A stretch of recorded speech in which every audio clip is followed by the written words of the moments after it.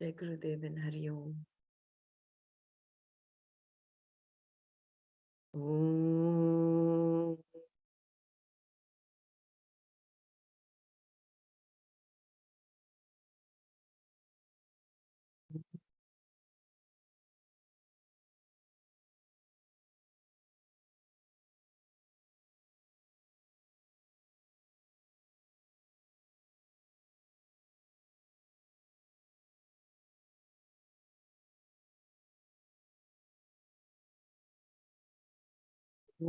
Brahmanandam Paramasukadam Kevalam Jnanamurtim Dvandvatitam Gagana Sadrisham Tattvamasyadilaksham Ekam Nityam Vimalamachalam Sarvadhi Sakshi Bhutam Bhavatitam Trigunarahitam Sadgurum Tam Namami Shruti Smriti Purananam Alayam Karunalayam Namami Bhagavat Padam Shankaram Lokashankaram Shankaram Shankaracharyam Keshavam Badaraya Sutra Bhashya Kritau Vande Bhagavantau Punav Punaha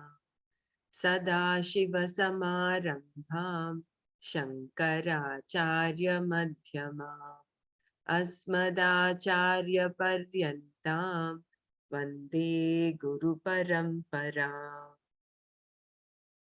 Vande Guru Paramparam Om Sahana Bhavatu Sahanau Bhunaktu Sahaviryankaravavahai Tejasvinavadhitamastu ma vidvishavahai Om Shanti Shanti Shanti Narayanam Namaskritya Naram Chaiva Narottamam Devim Saraswatim Chaiva Tato Jayamudirayet.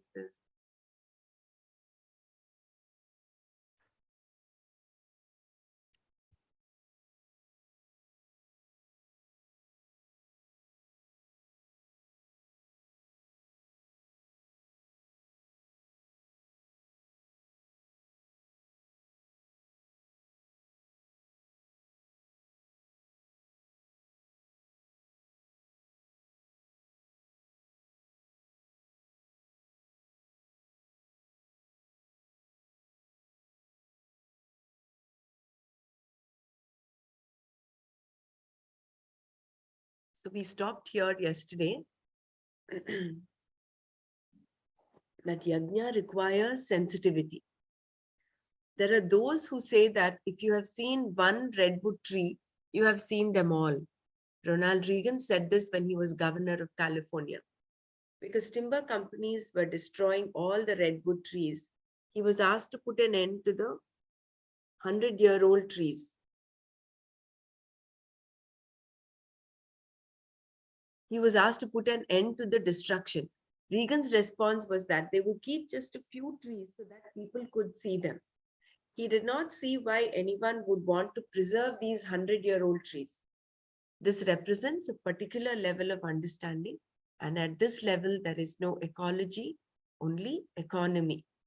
And in the long run, there is no economy either. Therefore, ecology is an appreciation that is in your head. In other words, in the eyes of the beholder.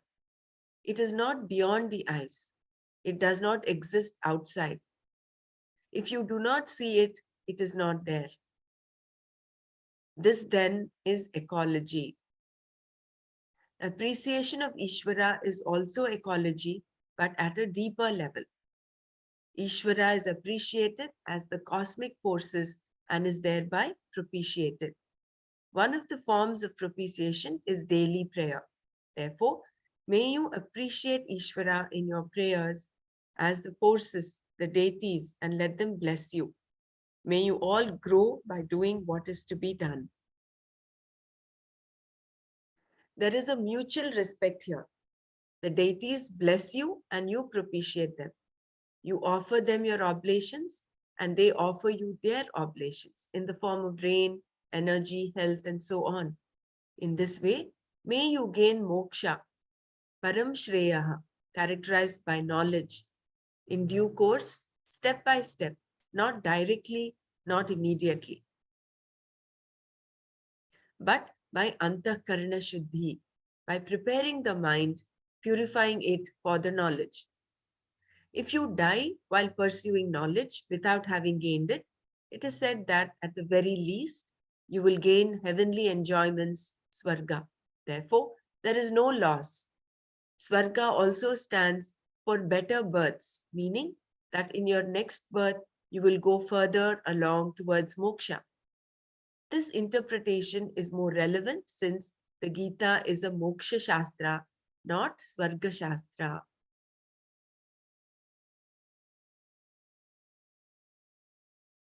Then Krishna said, Ishtan bhogan hi vo deva dasyante yajna bhavitaha तैर्दत्तान प्रदायैभ्यो यो भुङ्क्ते स्तेन एव सः.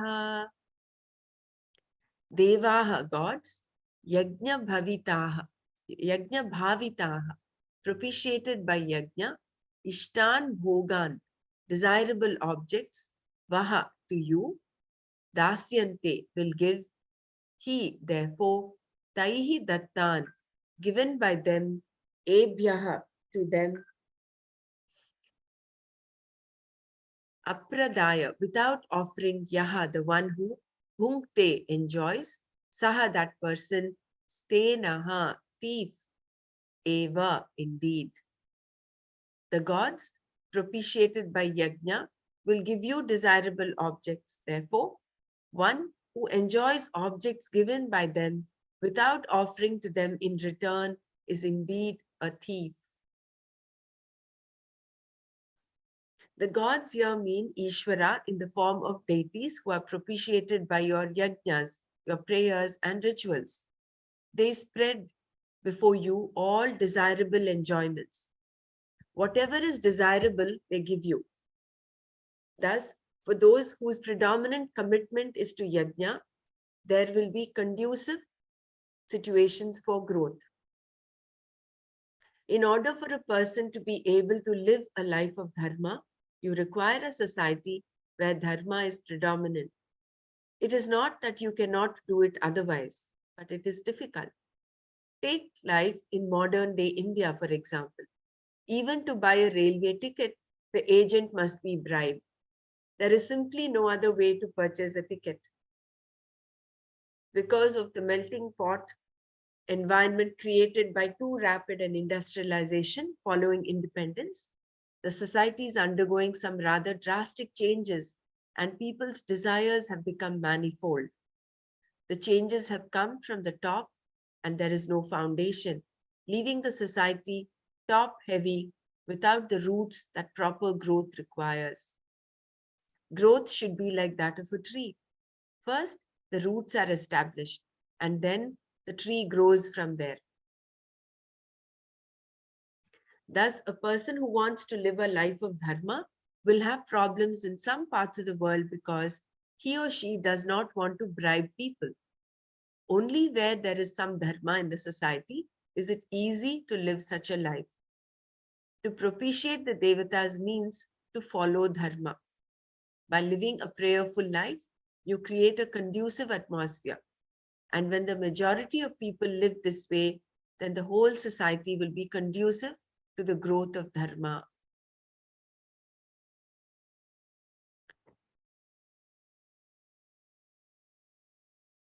Conforming to the order.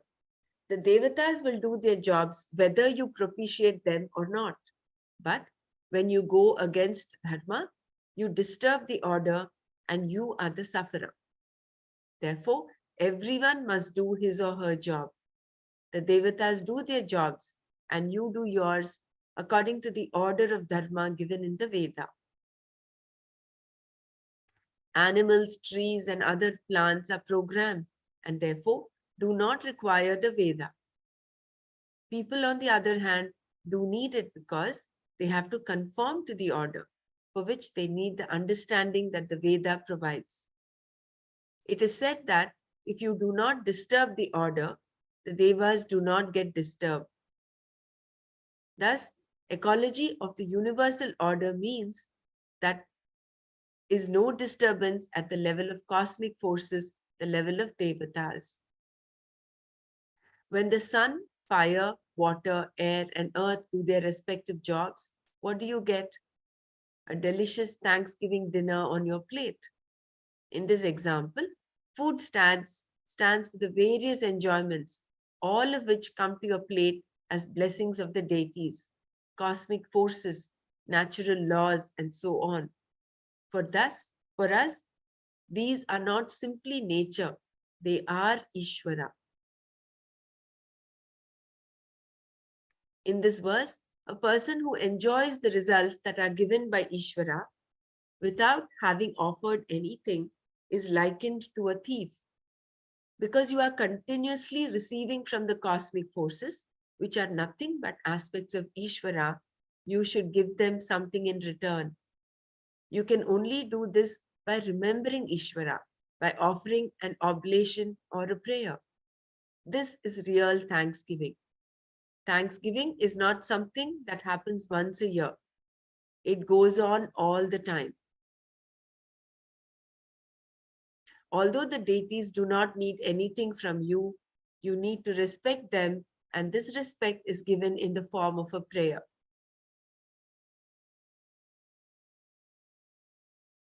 The prayer is a recognition of all these forces and makes you a sensitive person. You are not just seeing what the eyes see or hearing what the ears hear. You are going beyond them. This kind of a life is not an ordinary life. It is a profound life. Not giving back to the deities in the form of remembrance makes you a thief. A thief does not say thank you.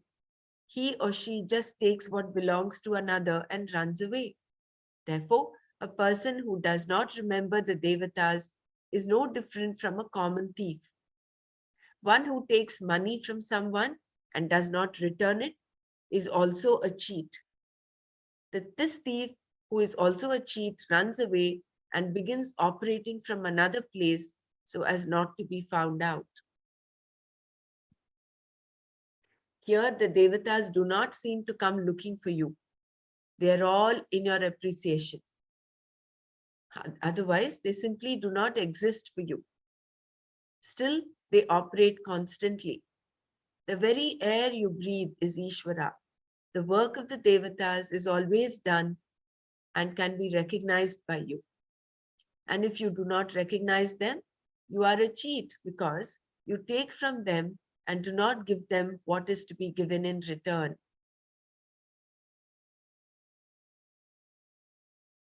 Recognition and thanksgiving are yajna. What you return to the Devatas is your recognition, which is what is called yajna. We perform the yajna as a return, as a thanksgiving. It is not for anything else. The yajna itself brings about an antakarana shuddhi because of which the person can give thanks. By giving thanks, by recognizing everything as Ishvara, you will definitely gain antakarana shuddhi.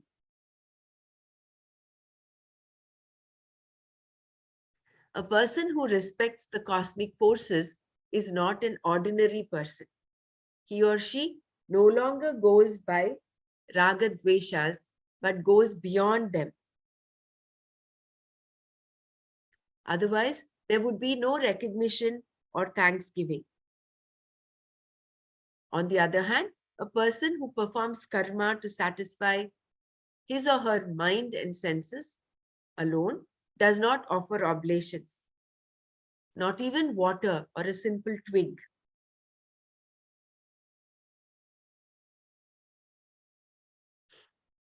Such a person is a thief and a cheat. He or she does not give the cosmic forces their due. In the next verse, Krishna describes these two types of people. Yajnashishtashinas santo muchyante sarva kilvishaihi bhunjate te tvagham papa epachantyatma karanat. Yajnashishtashinah santaha. Those who eat, having first offered the food to the Lord, sarva kilbishaihi, from all impurities, muchyante, are released. Etu, whereas those who atma karanat, for the sake of themselves, pachanti, cook, te, they, papaha, sinners, agham, papa, sin, bunjante, eat. Those who eat, having first offered the food to the Lord, are released from impurities, whereas those sinful people who cook only for themselves eat papa or sin. Karma Yoga is presented as yajna in this verse. We have seen how all actions are yajnas, whether they are in the form of rituals, prayers, or performing one's duties to others. More of which we shall see in the next chapter.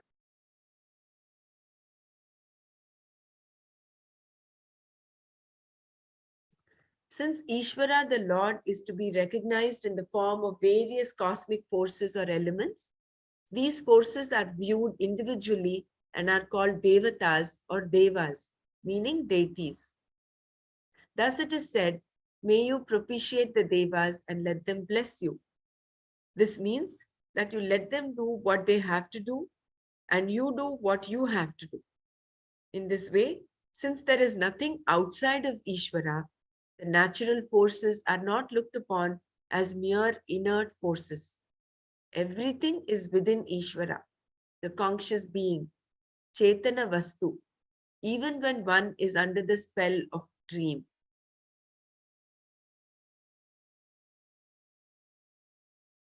In a dream, we see both living beings and inert objects. The mountain scene is a dream. In a dream is inert, Jada. The sun and its rays are also Jada. Everything seen is Jada, in fact, and not Chetana. But the difference between the inert and the conscious, Jada Chetana Bheda, is only within the framework of what is perceived by you as the subject of the dream. If, having perceived the dream objects, you shift your perception to the person who is dreaming, the creator of the dream, then you will see that there is no world outside of the dreamer.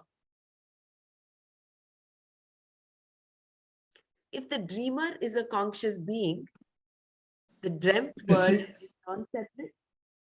this is a really good paragraph. Yeah, I will come to that. I will just read a little further and we'll come back to that. If the dreamer is a conscious being, the dreamt world is non-separate from the dreamer because he or she is both the maker, nimitta karana of the dream world, and the material, upadana karana, for it. Therefore, from the dreamer's standpoint, there is nothing inert or conscious. Everything is the dreamer alone. Similarly, from the standpoint of Ishvara, the cosmic forces are recognized as being non-separate from Ishvara because there is nothing outside of Ishvara. They are not simply taken to be Jada. Even though they look as though they are Jada, they are all Devatas from the standpoint of Ishvara. In this way, the sun becomes a Devata, as does the air, fire, water, and the earth. Acknowledging Ishvara in this way, recognizing his many aspects in the form of Devatas, one performs various rituals and prayers, which are also actions. There are various actions that are to be done, including the daily rituals, Nitya Karma, and rituals performed on certain occasions, Naimitika Karma, stipulated in the Veda as part of its vision. Nitya Karma and Naimitik Karma are to be performed without exception until one takes sannyasa, that is, until one renounces everything. So basically here the dream analogy is given to say that everything is Ishvara, because in the manifest world, the so-called Jagat, which is actually Jada, nothing is actually Jada. Although, because the Chetana, the Ishvara, which is the Chetana Vastu, who is the Chetana Vastu, pervades in and through the Jagat. So everything is Ishvara ultimately. Just like how in the dreamt world, there is nothing but the dreamer. The dreamer is part and parcel of every aspect of the dream.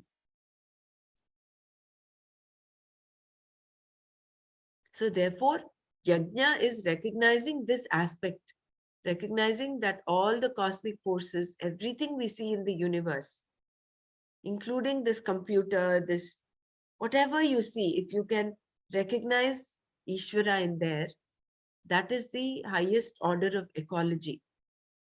Where, and then when you do actions, when you do what you have to do, that becomes Yajna of the truest form, and then that creates Antakarana Shuddhi.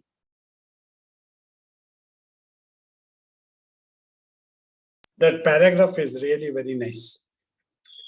Can we read one more time? The dream. In the dream we see both living beings and inert objects. The mountain seen in a dream is inert, Jada. The sun and its rays are also Jada. Everything seen is Jada, in fact, and not Chetana. But the difference between the inert and the conscious, Jada Chetana Bheda, is only within the framework of what is perceived by you as the subject of the dream. If, having perceived the dream objects, you shift your perception to the person who is dreaming, the creator of the dream, then you will see that there is no world outside of the dreamer. Beautiful.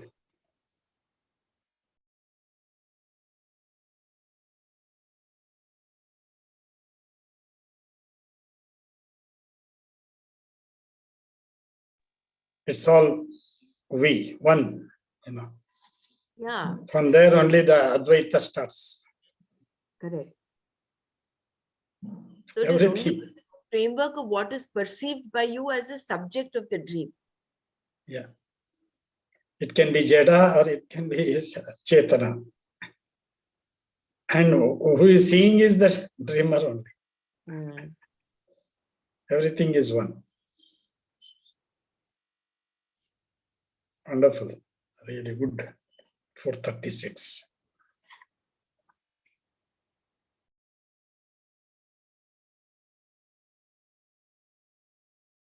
See, that is why the Nitya karmas are so important. Naimitika karmas are so important. Otherwise, if there will not be this aspect of recognizing Ishvara and everything, isn't it? In fact, the Shodasha Samskar, the Shodasha Puja that we do as part of Guru Puja, where you offer everything, everything is there, all the cosmic forces are there. You offer the lamp, you offer camphor, you offer water, you offer fruits, which is part of the earth.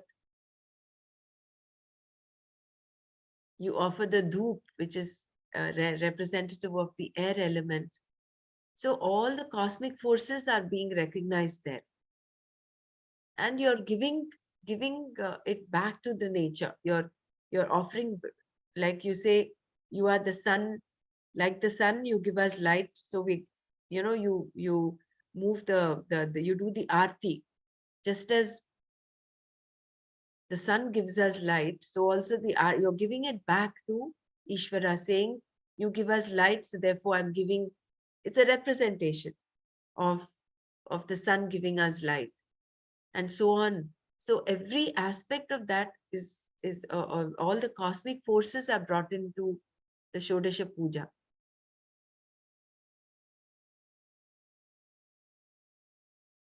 That's very interesting, Dr. Chandra. I never knew this concept that we are offering dhoop, deep, Deepak from the standard from standpoint of elements.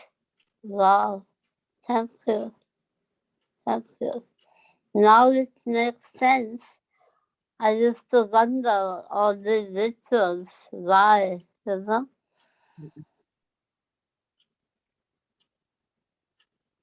That is Wow. why Gurudev does not rule out this. He says even lighting a lamp brings in that aspect of sanctity in the house. So he compares a house where there is no lamp lit or no, there is no, compare that to a house where there is a lamp lit. There is, you clean up the house, you arrange, an altar where you have your choice, your deity of choice. There is a big difference. There is a subtle difference, subtle and big. It depends on how you perceive it. So, for instance, you put that rangoli in front of the house. In traditional Indian homes, this is what happens. Every morning, the front yard is cleaned up. In fact, in the villages, they smear it with cow dung. And that also has a lot of scientific bearing now, with a lot of research being done. It is said that cow dung is the best antiseptic. So it actually wards off all kinds of, it was part of the infectious controlling of infectious diseases. So you smear that with cow dung, and then you put your rangoli, and then you light a lamp in your altar, and the lighting of the lamp is done both morning and evening. There is a beautiful book by Swami Vimlananda, the Chinmaya Mission, as to why do we, there are so many little things there. Why do we light a lamp? Why do we offer Naivedya to the Lord? Why do we break a coconut? So there are all these little things that we do as tradition are explained in such a beautiful way. So there is a significance to all of this. They are not just done, when they are done with this understanding, it brings up that the ecology that Swamiji was talking about is actually understanding, is deeper understanding. Otherwise, you will be just doing them mechanically without understanding. That also you will get some punya, but then actual antakarna shuddhi happens when you do it with this understanding.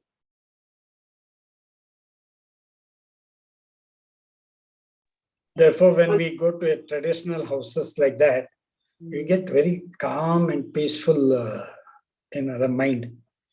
As we enter that house, then only many, really. When you enter some other houses, it will be like entering in a hotel,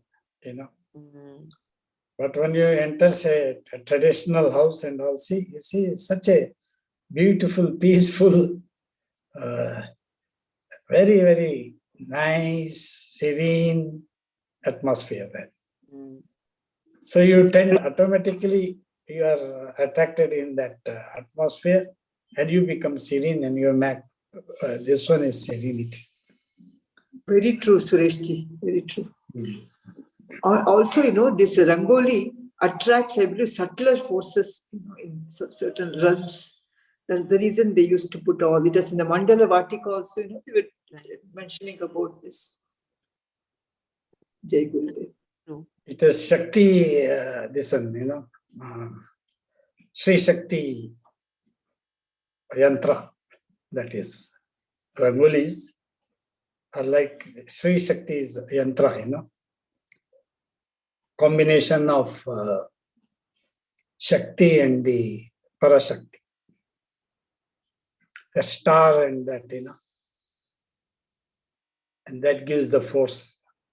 Wonderful it is. Jai Gurudev. One aspect I was thinking, maybe I'm wrong, but what I was thinking, like you offer all what is being provided by the Ishvara. You pay your you give your gratitude to God by offering everything. So what I came to my mind was that this body was is being given by God. So if we are looking after our body, that is the first step towards the gratitude, because the soul resides in a body and we are taking care of it. We are doing our yoga asanas and rising up early, following the proper discipline. So this is also just like an offering to God, because only when you are physically fit and uh, when you are physically fit, then only you will be carrying all your duties, and your mental status would also be uh, good. uh, Only this, like, it's only a thought, maybe I'm wrong, but No, what No, no, you I are was right in that. You are right body, in that. You are body is offering a the body temple as of well. God. Yeah. Through This body, body is you are serving. yeah, because if we work upon ourselves first, only then you can carry all your other duties, and you will be able to understand how important it is to pay gratitude to God, starting with our own body. Like you do the asanas before meditation, the yoga, you start from your breath and your some physical exercises, then breath, then meditation. Similarly, it's just like that, because the tamas part will go away, then the more of sattva will be there. That's a very beautiful perspective you brought out, Savitaji. That is very true. In fact, I think in the next chapter, there are different forms of yajnas, wherein even this pranayama is considered a yajna, where you offer the Yajna, in yes. out breath. So that is at the body level. But at the external level, all these, the prayers that, and the rituals that have been talked about, they are also part of propitiating. You're very right. Like when you take care of your body, like for instance, mm, um, it's a small incident, but it was I learned so much from that. You know, Sejal Didi had come to Bahrain, and she came home for Bhiksha one of the days, and we were supposed to do Guru Puja and then dinner, but everybody had not come. All those that had invited had not yet arrived. So she said, yes, let's have dinner first and then we'll do puja afterwards. For me, it was like a thing. I said, in my mind, I was thinking puja first and then dinner. She said, dinner also, eating food is also kind of puja only. And that struck me. Yes, that is also taking care, like exactly what you said just now. It is taking care of your body. So that That is itself, yajna only. that is also Eating food, you're is also putting yajna. in the fire of stomach, Mhm. Jataragni. And then that day, after everyone came, again, that was a concept. It was my little concepts were all shattered. I was thinking, oh, Guru Puja is to be done before. Of course, Banu Didi had mentioned, do it before 9 o'clock as far as possible. But that's again, uh, a general guideline. So that day when we actually did the Guru Puja, it was like around 10 o'clock, but everyone was there. So everyone was having the benefit of attending the Guru Puja. Everyone had eaten. Everyone was like satisfied inside. And then it was such a beautiful Guru Puja that she performed. It was very, very uplifting. So two concepts had broken there, that you should do puja before you eat, and number two, the timing of the puja. It is how you do it which is important. There are guidelines. I'm not asking all of us to break those guidelines, but what I meant was, um, it is a matter of how we perceive it, It's completely, whole thing is a matter of perception only. isn't it?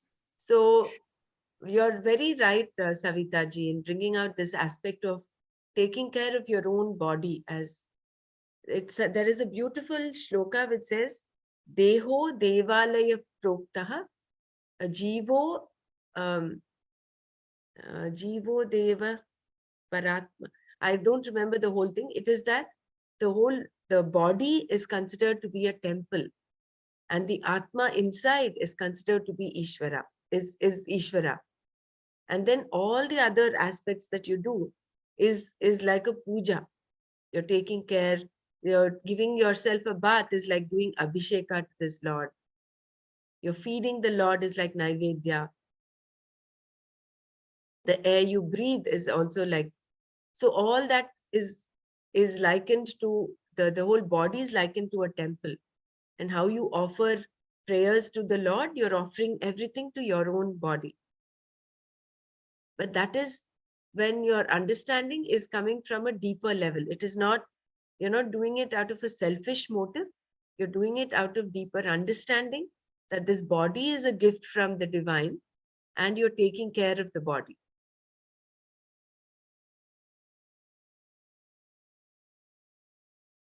It is worse compared to a hypochondriac who's very, preoccupied with his physical body and his ailments. Contrast that to a person who considers the body as a gift and he's taking enough care of his body. How much it has to be taken care, that much he takes care. He's not indulging in his body. Without attachment. Without attachment. In sacredness, with sacredness, he does. Yeah. And when you look at that automatically the care and the sensitivity comes up, no? So what then again aspect of dharma comes? What you do not want others to do to you, you do not do to others. So you're gentle with yourself, so you're gentle with also everybody else.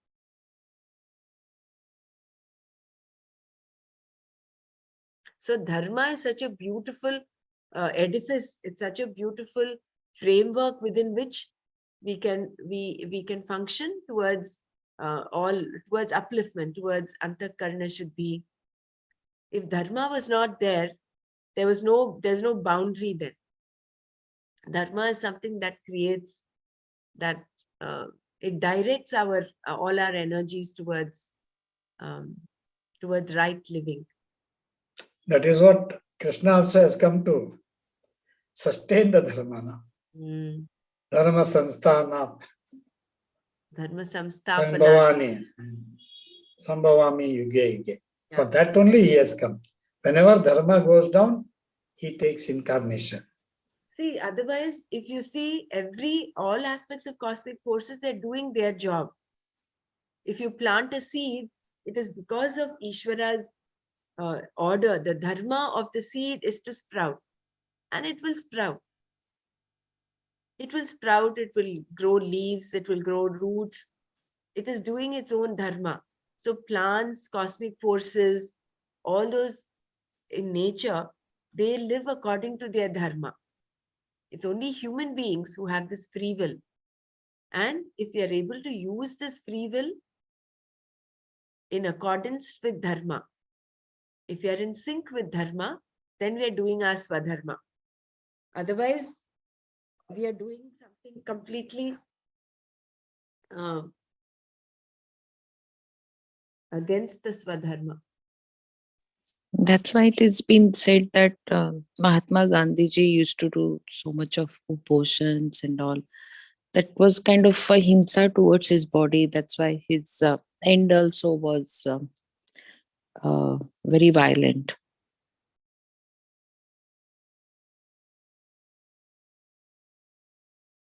Even I was thinking about Mahatma Gandhi. That was the example quoted. So, and that is why when you see how Gurudev deals with everything, there are some sannyasis who refuse to even look at their mother, because I think it depends on their level of understanding. But Gurudev says, what sin has your mother committed for you not to? She's the mother who's given birth to you. If you're talking of Adveshta Sarvabhutana, your mother is also included in that. there is the fear that if you look at your loved ones, you might fall back into samsara. So there are some sannyasis who do not even look at their family members. No, just to be away from the attachment. I Yeah, feel but that they is are afraid of, they are not confident of themselves. right. They may fall into attachment again. Yes, if you That was cannot, what yeah, that is true. I feel that way it is. Mm. But it should not be followed so literally. Otherwise, he's not a true sannyasi at all. Mm. Hari Om, I just want to clarify here something. One who takes a sannyasa, he does. Gurudev is not a sannyasi. Let us all be informed. Gurudev did not take sannyas, but the people who took sannyas and who wear the kashayam, the saffron robe, what they do shraddha karma for themselves. You know what kind of a feeling it gives to the mind that you are doing shraddha karma to yourself. That means you are accepting that you do not exist anymore. You are gone. Then the body and the soul and the mind, what is there is there. That is why when you are a sannyasi, you have no right to even cook your own food. You have to be on the society because you don't exist. Your body is surviving only for the service of the society. That is the concept there. There is no special treatment to your mother or father or brother. You are serving the whole society and they are part of that. That is the kind of a treatment. It is not really the attachment or non-attachment, because only after taking permission from the mother, particularly any sannyasa diksha in Chinmaya mission and all that also, sannyasa diksha, even if the father says yes, unless the mother says yes, the mission will not accept a brahmachari as a sannyasi. They'll send him back. Otherwise, your mother did not accept, so you please go back, and they'll send him back, him or her. So the concept behind is not actually fear. I wish to clarify that it is treat everyone as equal. What is that? Namata pita naiva mata na. That is there, no, in the Nirvana Shatakam. That is the concept that is being followed in the Sannyasa Diksha. Hari Om. Nicely explained, Prem. Good.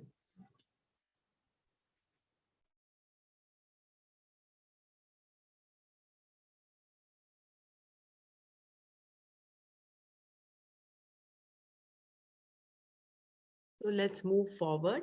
Yeah, what you said is right, but this is regarding those sannyasis who do not even look at their mothers. This is the difference. What you said is very right according to what the sannyas ashrama stipulates.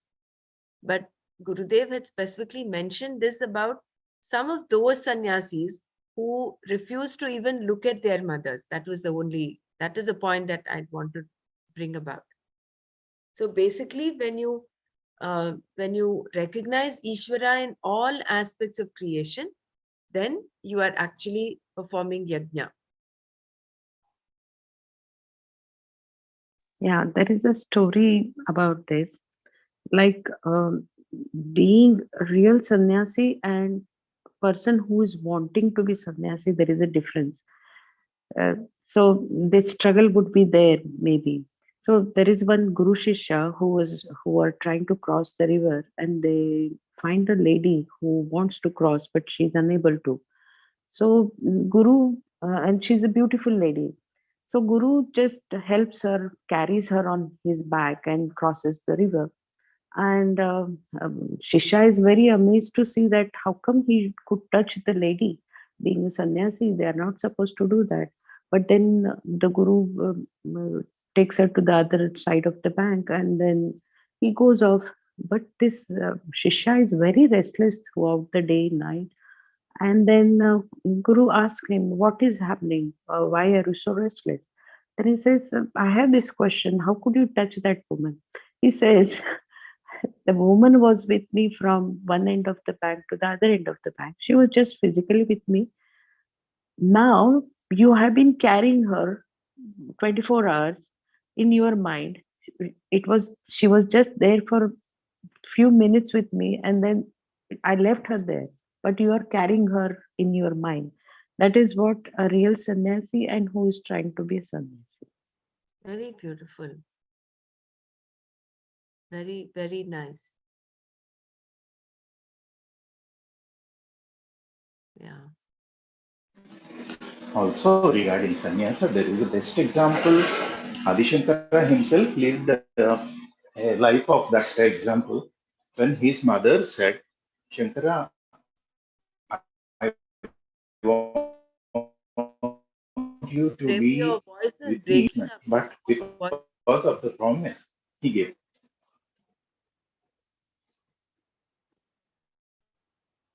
We couldn't hear you clearly, That is Prem. very beautiful example for that. Now, No, it's all breaking up. The internet is shaking there. see, Adi Shankara stood as an excellent example. Like his mother was having the bonding, saying, Shankara, you are going as a sannyasi, but when I pass, when I leave this body, I want you with me. Then Shankara promised. It was not his bonding, but he respected her bonding, and he came at that her last day stage, and he did the karmakanda and went. So as back as in that 7th or 8th century itself, he has given a clean example to the world that you just do your karma as a though you are a sannyasi, you just do the karma if you have promised that you will come back and do. That many people do not quote, we conveniently forget. That is something we need to see. And again, talking about a sannyasi, um, in that example of the sannyasi carrying the lady, yes, their body, their mind, everything is there to serve. Because when you are a sannyasi, you are not existing technically. You will not even have a property in your name. That is the actual real sannyas. So in that example, the sannyasi very rightly said, the sannyasi has just helped what he could, the guru there.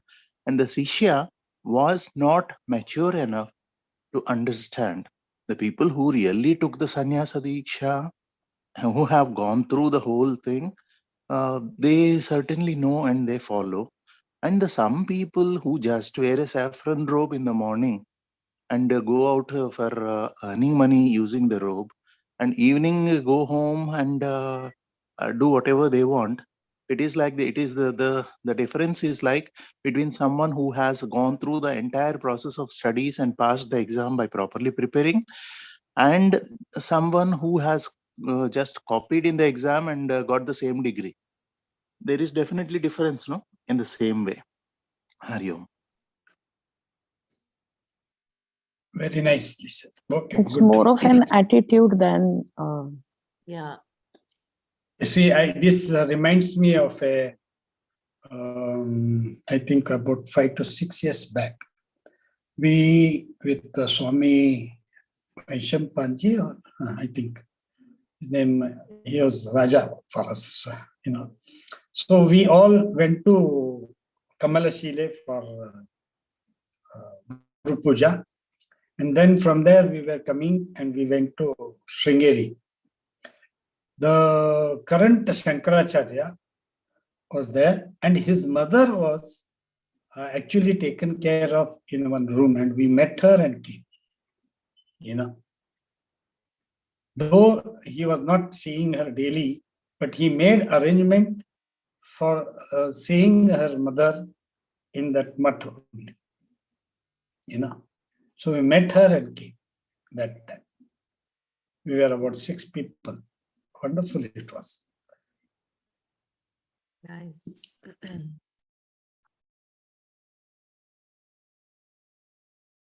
So we'd gone a little bit deviant into a lot of sannyas thing that we'll come back to. Acknowledging the cosmic forces as devatas. So the bottom line is your body is also uh, to be taken care of and worship. Yeah. Whatever results you receive from the actions you perform are blessings given to you by the devatas who are doing their jobs. If you acknowledge these devatas and give them their due, you become a person who is not a thief or a cheat, as Krishna said in the previous verse. Here, in the present verse, he contrasted the person who is not a thief with one who is.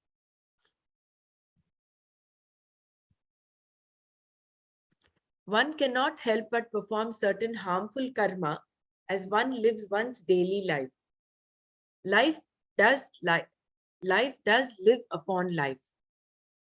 If freedom or free will were not there, nothing would be sinful, strictly speaking. There would be no wrongdoing, no papa karma. But because one has to eat and must fulfill certain minimum requirements in order to survive, there is naturally going to be some kind of injury, himsa, done.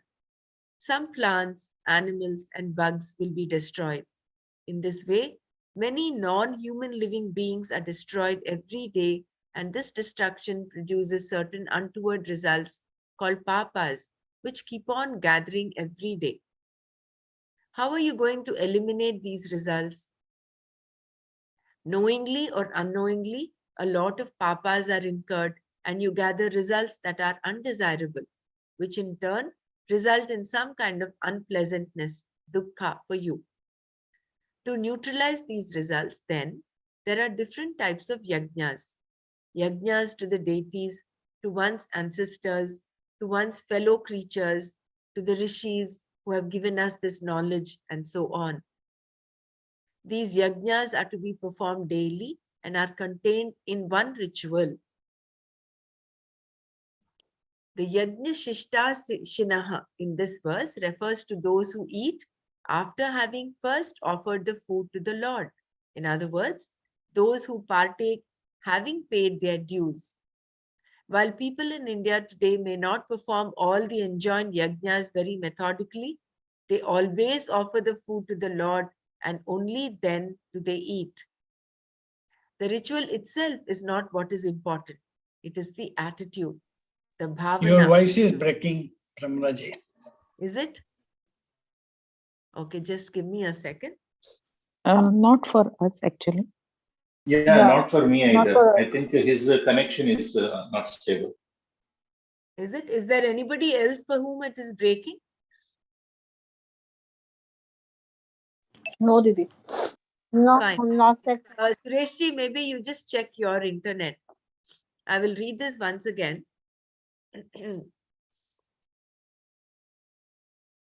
So the yajna shishta shinaha in this verse refers to those who eat after having first offered the food to the Lord. In other words, those who partake having paid their dues.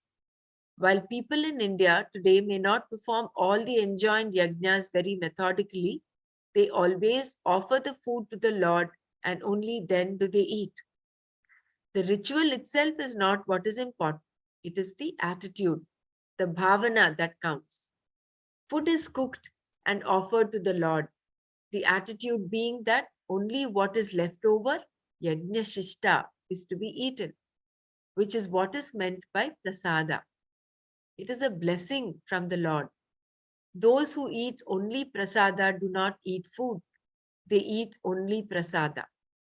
Having offered the food to the Lord with a prayer, such as a chant, Brahmarpanam Brahmahavihi, Brahmagnau Brahmanahutam, Brahmaivatena Gantavyam, Brahmakarma Samadhina. The food itself becomes prasada. Thus it is said that those who offer food to the Lord and then partake of what is left over are released, muchyante, from all the little papas, sarva kilbishas, that have been gathered daily because of having performed some injury or the other in the interest of survival. Merely by grinding something, washing the floor, spraying detergent, or walking, we are continually killing something. This killing is often done deliberately for our own welfare. In fact, we could not live if we did not do it.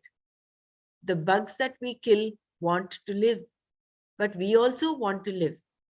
Coexistence not being possible, the bugs must be destroyed. This act of destruction involves some sin, some adharma, which, as Krishna points out in this verse, can only be neutralized by daily prayer, not by anything else. Freedom from the results of one's actions. Or the verse can be taken another way. Having become purified by the knowledge, you will be liberated from all punya and papa. No one releases oneself from punya and papa without having the knowledge. Thus, the statement sarva kilbishaihi muchyante can be taken to mean from all karmas they get released. The word santaha can be taken together with the word yajnashishta sinaha, meaning being ones who are yajnashishta sinaha. Or it can be taken as a separate word meaning the saintly people, sat purushaha, the wise. In that case, it is an adjective to the word yajnashishta. They become wise because of a life of prayer, which gives them the mind necessary to know. In the second line of the verse, Krishna described those people who are given to papa karmas, actions based on adharma rather than dharma. They do not recognize dharma and adharma at all. They recognize only what is convenient to them. Their pleasure and security alone are important. They simply do not see anything more than that. While the Yajnashishtashinas get rid of the sins gathered, these people just go on gathering them because they do not offer the food they eat to the Lord. It is said that they eat papa, meaning that when they eat only sin. Sin here must be understood in the Indian context. Every karma has its own result. An action is sinful only in the sense that it results in some unpleasantness, dukkha, for the person who performed the action. Similarly, a good action simply means that it produces a result that gives you some pleasure, comfort, and so on. There is no accurate English translation for the Sanskrit words papa and punya, so as not to confuse them with the totally different concept generally associated with the word sin in other contexts. It is preferable to retain the Sanskrit words themselves. Sin in the Indian context is always quantified. Even in the realm of traffic violations, there are quantifiable differences, a driving violation being more serious than a parking violation. A parking violation may simply involve a fine to be paid, or your car may be towed away and may be costly to retrieve. But you do not have to keep on paying. It does not affect your insurance premium like a driving offense can. Like the laws governing traffic violations, the law of karma means that the result of any action is appropriate to the action performed. Restitution is always according to the action performed.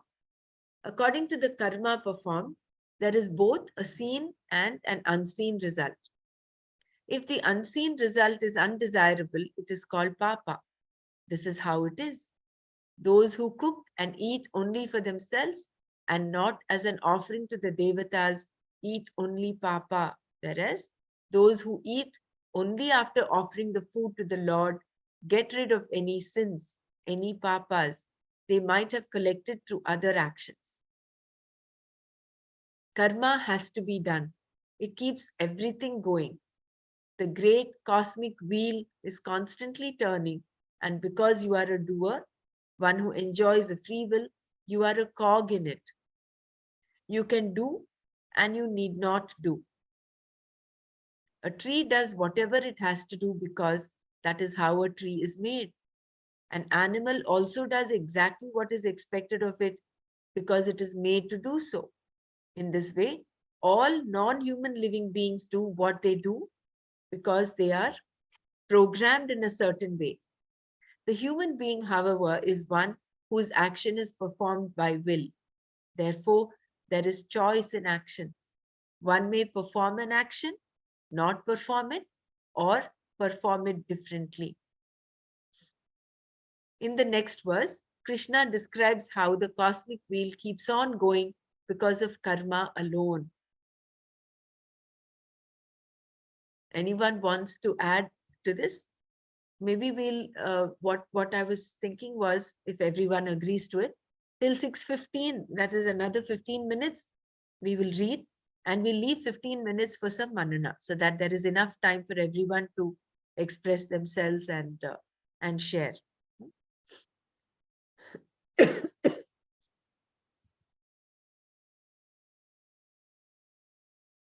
Annad bhavanti bhutani parjanyadanna sambhavaha yajnad bhavati parjanyo yajna karma samudbhavaha. Bhutani, living beings, annat, from food, bhavanti, are born. Parjanyat, from rain, annaha sambhavaha, food is born.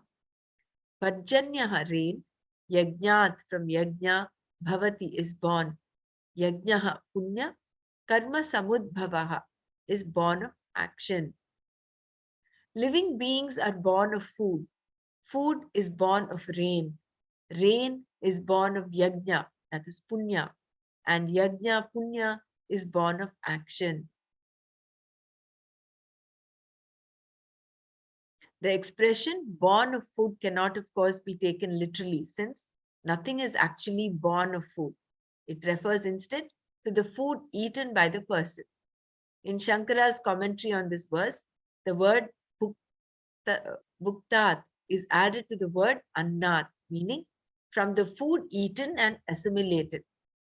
From the food eaten, all living beings with various bodies are born.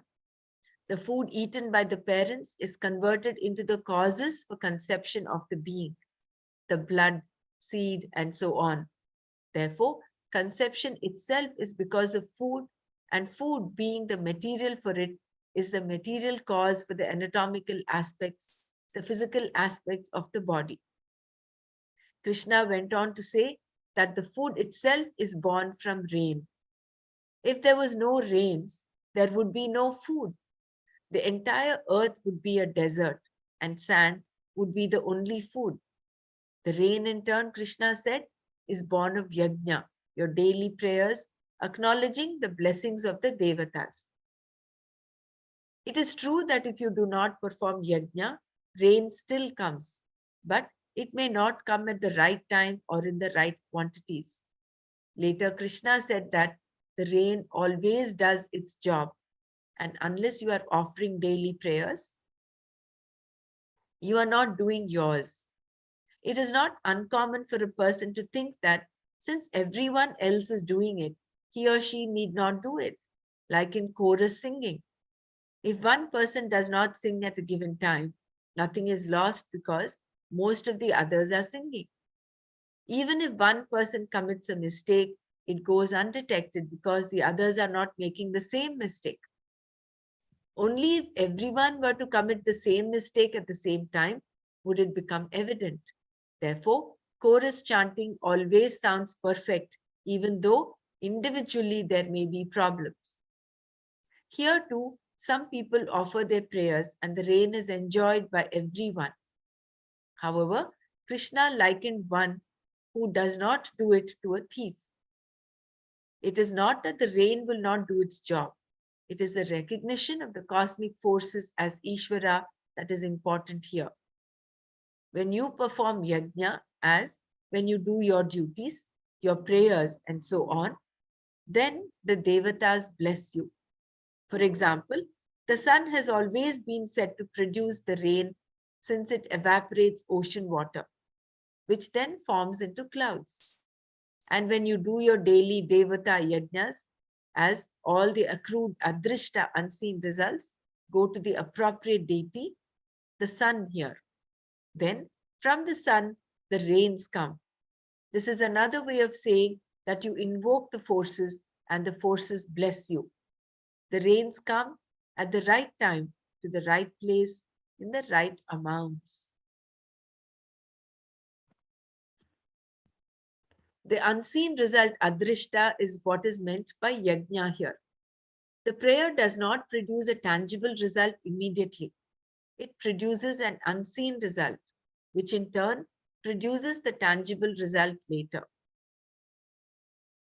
Without karma, you can produce neither seen nor unseen results.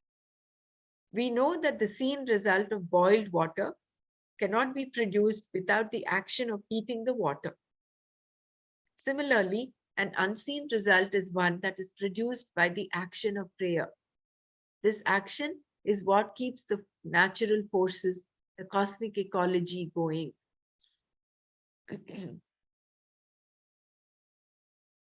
When it is said here that yajna is born out of karma, yajna is not referring to a ritual because a ritual itself is a karma.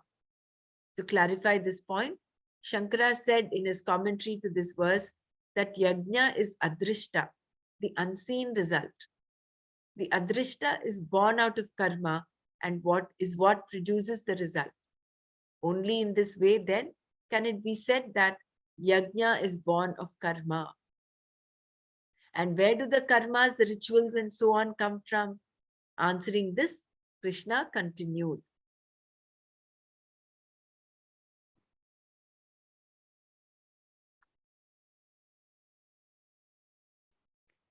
Karma brahmodbhavam vidhi brahmakshara samudbhavam tasmat sarvagatam brahma nityam yagne pratishtitam.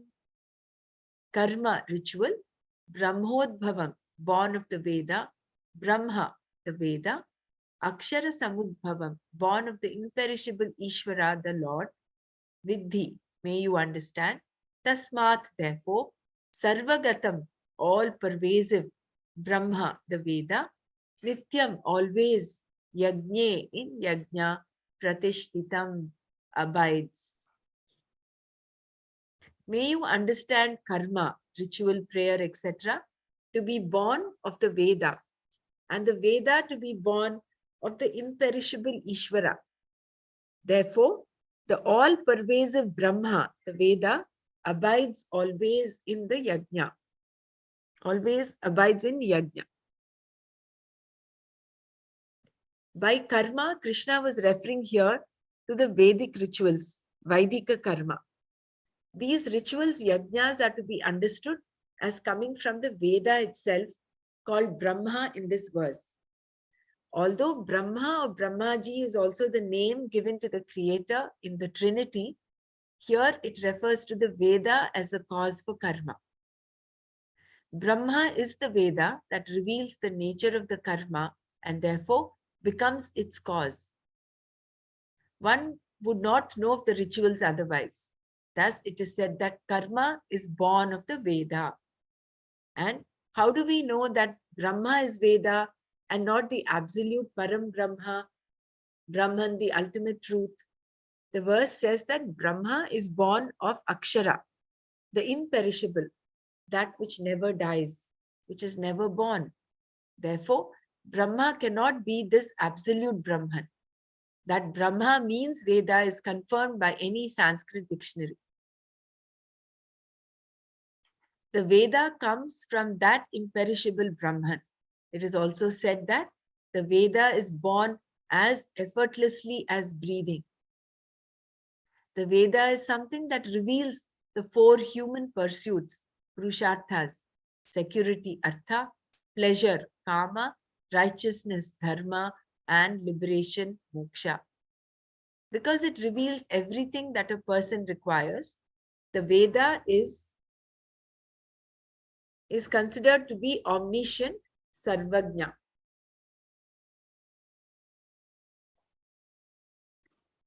Knowledge is not created, it is uncovered.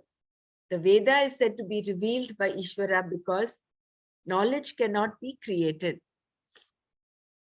Knowledge always is, but it is covered by ignorance. If knowledge were created, the place of creation could only be one of ignorance or no ignorance. If knowledge is created on ignorance, does the ignorance remain? Can knowledge be created on a foundation of ignorance? Or in the wake of knowledge does ignorance go? And what is this knowledge that is created? If you discover something, is it something that is already there? Or do you create something and then discover it? To create something, you must know it already. You do not create knowledge. Knowledge is already there because it is knowledge of a fact. There is a certain reality, a fact, and the knowledge of it is as true as the reality, as true as the particular fact. Therefore, knowledge is nothing but realization of facts. This means that knowledge is always of what is possible, and so on. Everything is only what is. The future is also what is. The future as a possibility is.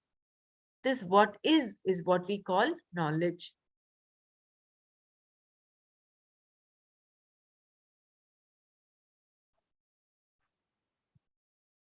The Veda is called Sarvagatam Brahma here because it reveals everything.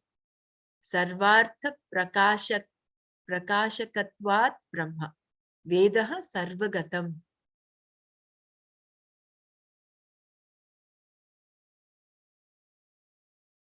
For Ishvara, all knowledge is always there. In fact, all knowledge is what is meant by Ishvara, the Lord Omniscience. If all knowledge is there, is Ishvara a conscious or an unconscious being? A being is always conscious. An unconscious being is not a being at all. That Ishvara, whose being is consciousness, has omniscience, and this omniscience exists ultimately in the consciousness. The Jiva, the individual who is related to Ishvara, is also a conscious being. And what is the nature of that conscious being, the individual? Is conscious an adjective to being, or is being consciousness? Is there a being other than consciousness? If so, what is that being? How do you recognize it?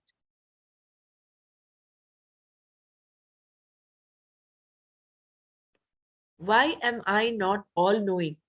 The being is consciousness. Consciousness is being. Therefore, all knowledge exists in the conscious being, in the being that is consciousness. This being the case, why do I not have it? Because of ignorance alone.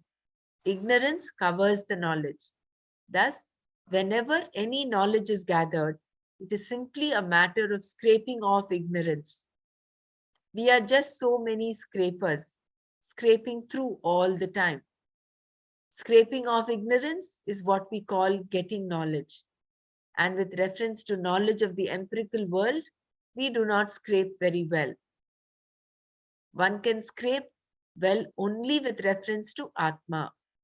Everything else remains either unscraped or a little scrape. It is as though you see some spots on something and then scraping away at them, you gain a scrap of knowledge. A thesis may be written on one of these spots for which the person receives a PhD degree. Then afterwards, someone else comes along and again covers up what was scraped off by proving that the previous person did not really scrape at all. With this person also gets a PhD. The scraping process can continue only because there is no bottom line, no last word in any empirical field. Only in the self is a total scraping possible because you're talking about the whole that has no parts. Any part always has further parts, which have further parts ad infinitum. This is the nature of empirical reality, whereas Atma is the partless whole. Thus, a total scraping is possible with reference to oneself, the Atma. All this, of course, is, by the way, given the focus of our present discussion. The conscious being has all knowledge, and this knowledge is covered by ignorance, ajnana. Because of this ajnana, people are samsaris, limited beings given to various problems. Nevertheless, knowledge is always there. It was never created. Ignorance also is not created. All that is created is error, opinion, belief, unreasonable statements, any speculative form of knowledge, and so on. For example, sitting in an easy chair, one can continue to write about God. Error, of course, is not created deliberately, but it is born of a given intellect with all its limitations, whereas knowledge is never born, never created. Thus, the Veda is a body of knowledge that is not attributed to a given author. There is no founder. It is not historical, and therefore we accept it as revealed. There is a Veda as history argument propounded by some, but according to the tradition, it is not valid because for something to have its basis in history, it has to have been born of a certain intellect. And whatever is born of a given intellect has all the limitations of that intellect. Knowledge is not born of a given intellect. It is something that is uncovered and handed over. All we can say about the Veda is that it is a body of knowledge that is revealed. And as a means for one to gain the knowledge as a pramana, it works. Its very words are the pramana, Shabda pramana. A pramana can produce two types of knowledge, indirect or mediate knowledge, that is paroksha jnana, and direct or immediate knowledge, aparoksha jnana, depending upon the subject matter to be known. If the pramana talks about a heaven, the knowledge is purely indirect knowledge. When you have faith, shraddha in the pramana, the knowledge is indirect. Otherwise, you simply accept what is said, which is only a belief, not knowledge. So I think we'll stop here and we'll just reflect on this. I know the last few paragraphs were a little heavy. Maybe we'll do that again tomorrow. But if we can go back to the verse where Krishna says, the person who cooks and eats only for himself and does not offer it to the Lord is a thief. And from then on, we can share our inputs and our takeaways today.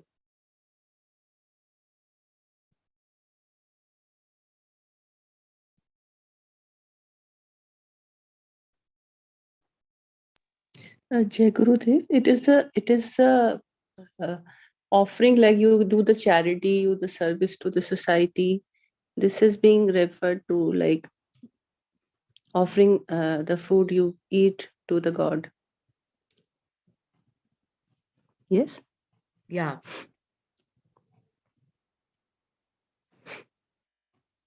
Even as much as the attitude, that's what he says. He says, it's not necessary that you do a ritual, but at least the attitude that you are offering back to Ishvara, you're offering whatever he has given to him. That is, you do that naivedyam before you eat, or even saying a prayer, that Brahmarpanam Brahmahavihi. When you're eating your daily meals, if you can recognize this with this attitude you eat, then it is as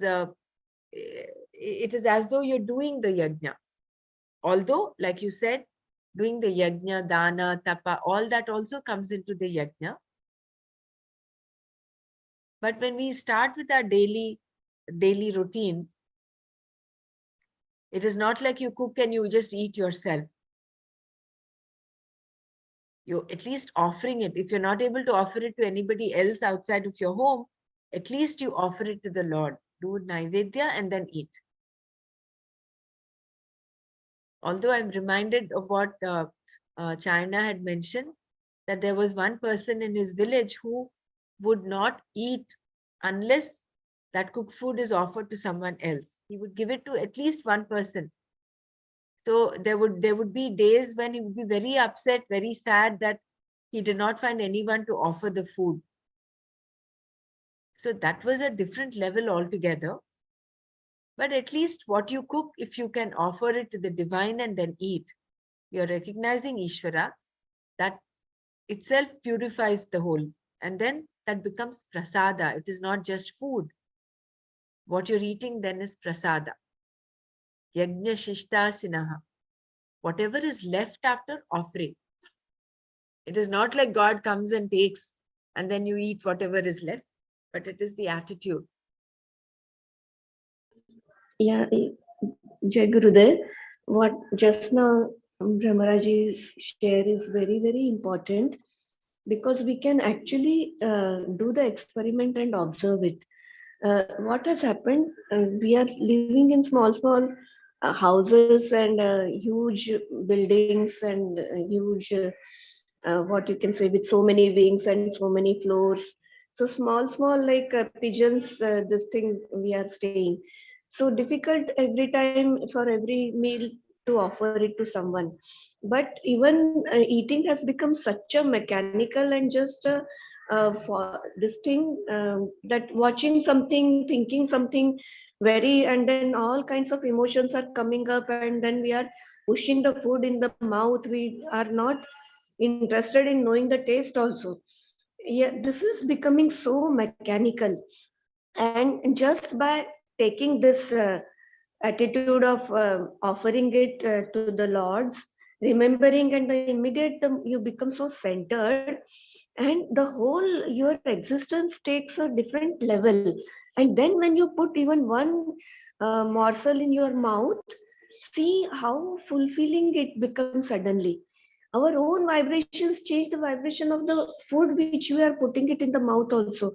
So I think so, even if all of us we can do this experiment for at least for few meals, just 1, 2, or 3 minutes, and see the vast changes. And suddenly, even when the food goes in your body, it gets assimilated and absorbed, and it creates very sattvic effect. So I think we need to ponder over it and immediately apply it and share our experiences. Then only this manana will be more fruitful, I think so. Because I had done it myself. And once I got the chance to assist Anand Rajendranji, DSN, and he made us eat just one apple for 25 minutes. And that apple kept us, so it was so filling that next 4 5 hours we didn't feel the hunger at all. So I think so you understood what the under this thing my feeling is. Jai Gurudev. Hey Gurudev. Even a small prayer, Annadata Sukhi Bhava, it really helps. And in Sanskar Kendra, we are teaching children also the same. That before you have your food, just fold your hands and just say this small prayer and then begin the food. It's really beautiful. And even and the and process. the Go ahead. sorry. You And go the on. karmas we create by doing the papa with ahimsa, that also can be nullified only when we pray. No, that was very much Yeah. alive. The aspect what Madhuri ji was saying, like being doing your action 100%, you are doing in a meditative mode. I think that that is the reason that you are focusing only on eating the apple and tasting the taste of the apple. So you are basically doing it in 100% fashion. So in this way you are literally meditating on your eating only. So that's why I think you aren't hungry after a few hours also. uh, the thought just came. Doing your action 100% would I think it pacifies all the it, or it makes all the taste buds also in a quiet state. So once it has completed it's filled up to the brim, then you don't require. I was just contemplating on that. That's See interesting. now compared to back 25, 30, 35 years and today, our houses, our kitchens and our everything is so full. Previously, little bit means there was some this thing you could eat enough, but now because everything we are getting ready made also, so all our cupboards, our kitchen is full of food stuff, but still there is so much the contentment is not there, because something very important is missing, that is prayers, offering it to the Lord, sharing it with others, and the third thing is this meditative. So I think so, and that is why the so many diseases are coming up, because the real hunger, the hunger is like वो ठीक से fulfill नहीं हो पा रहा है. We are just stuffing it like a dustbin में डालने जैसा. So I think at least the 12 of us, if we give this importance, there will be sea change, because जैसा खाए अन्न वैसा बने मन, और जैसा खाए अन्न वैसा ही बने body. So let's give this little bit more importance and apply it and then share also. What do you all say, Brahmaraji? Yeah, we should be eating prasad and not food anymore. We are watching TV or we are engrossed in other thought process while we are eating. We are not in 100% in our food when we are not eating. I think that's why you have that incomplete hunger also. No? You after few Tend to overeat. start to you want something more. Like I think this is the what Madhuri ji said. Yeah. See, all this boils down to two aspects that Gurudev is so beautifully brought out in our courses. One is the grape process, is to bring up that food awareness. You're just, eating food itself is so meditative. You're doing it with awareness. And he's included this in courses as beautiful as the Little Angels, Art Excel, where they're told, this is what for the next 4 days or 5 days. Earlier, we used to have 5-day courses. Do not watch TV while eating. And that's such a beautiful habit to inculcate in children. Otherwise, I've had mothers for toddlers and all. They say, no, we're putting on the TV only when they're eating. In fact, they're starting their samskaras so young. I mean, the children these days, without TV, no food goes into their mouth. So some complete antithesis to what has to be done. So at least if we can spread this awareness that eating should be done in a calm manner, where you sit and you're prayerfully eating every morsel you're eating with that awareness. And according to Ayurveda, you're supposed to chew your food about 32 times. You should drink your food and eat your water. That is what is said. So if we can do that with that attitude, then I think there will be no question of being overweight, no question of overeating, and whatever little you've eaten will satiate. Like they say, 2 Anjalis, this is how much you're supposed to eat. That is actually enough. And then we follow the rule of quarters. 3 quarters should be, half should be solid food, 1 quarter is liquid, and the other quarter is left for air. So we'll be very easily able to follow these tenets of Ayurveda, and that will promote health. And that is again like you're praying to your body, like Savita ji mentioned earlier. It is like you're worshipping your body by respecting, doing all this with this awareness. Yeah. So it has to start from us. It is very easy to say everyone else is doing it, but it has to begin with us. Any change should start with us. So I think it will be a good practical thing, not just today, from today onwards. If all of us over here can take this commitment and say, when we are eating food, we will only eat food and not do anything else. Hari No, Om we means will eat, not eat food, we'll eat prasad. Eat prasad, exactly. Thank you, Renan. yeah, Hari Om, observing silence during eating, very important. Just want to add. Yeah. And I would like to add eating at the right time and the right food too. Mm. All these are important. Very good. The shloka, 14th shloka, where there is mentioned how, like, the conception which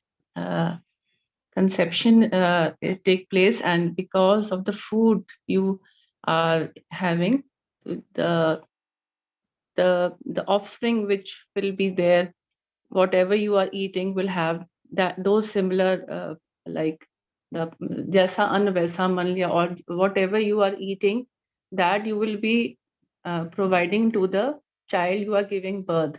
So just like after I was going through all these the scripture, I've started my telling my patient, you eat only veg until unless it is most desired that they can eat eggs.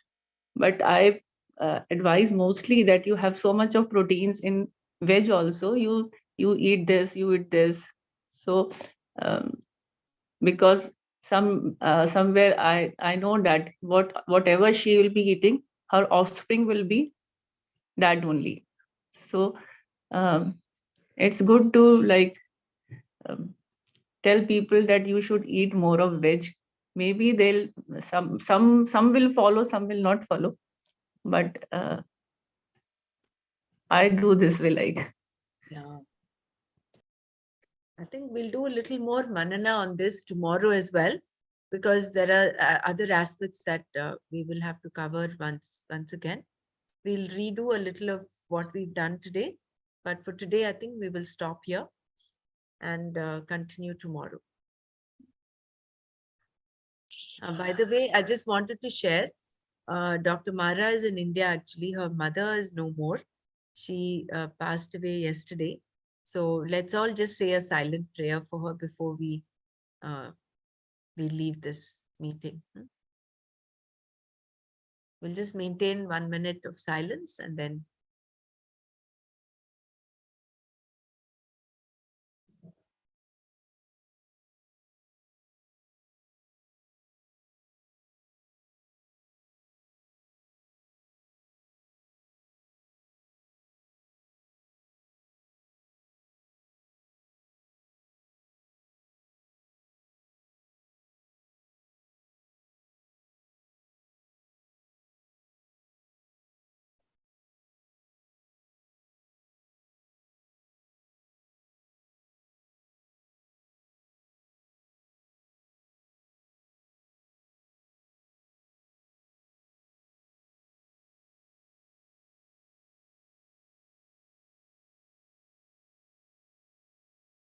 Om Shanti Shanti Shanti.